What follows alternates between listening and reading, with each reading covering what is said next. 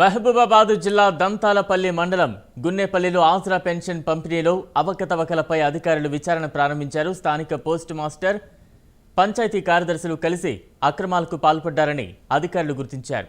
పంచాయతీ కార్యదర్శి వేలి ముద్రల సహాయంతో డబ్బులు కాజేసినట్లు అధికారులు గుర్తించారు.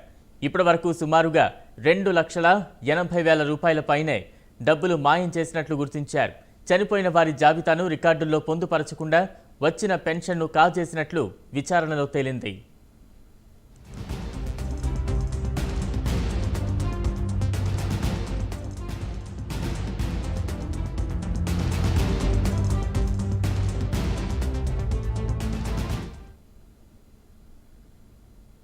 మొత్తంగా గున్నేపల్లిలో అవకతవకలు వెలుగు చూసే తాజా సమాచారాన్ని మా ప్రతినిధి తిరుపతి అందిస్తారు. తిరుపతి.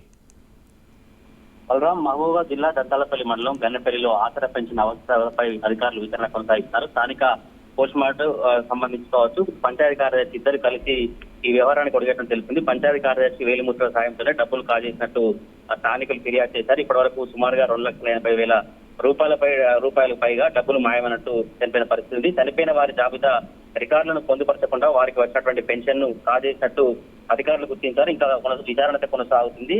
2 ఏళ్ల క్రితం 28 మంది చనిపోగా వారిలో 13 మంది పేర్ల మీద డబ్బులు కాజేసినట్లుగా విచారణలో వెల్లడైంది. దీనికి సంబంధించి కూడా తపాలా ఉద్యోగానికి సంబంధించుకోవచ్చు పంచాయతీ కార్యదర్శిపై పోలీసులు ఫిర్యాదు చేశారు. ఇంకా దీనికి సంబంధించి కూడా వివరాలు గ్రామాల్లో సేకరించినటువంటి పరిస్థితి. అసలు ఈ 2 ఏళ్ల క్రితం నుంచి ఎవరెవరు చనిపోయారు, ఎంతమంది డబ్బులు విత్డ్రా చేసుకున్నారు, పెన్షన్ల పరిస్థితి ఏ విధంగా ఉన్నట్టు కూడా అధికారులు విచారణ కొనసాగిస్తున్న పరిస్థితి. ఇప్పటికే గ్రామంలో మాత్రం మహబూబాబాద్ జిల్లాలో ఈ వ్యవహారం అంతా చర్చాంశంగా మారింది. బలరాం.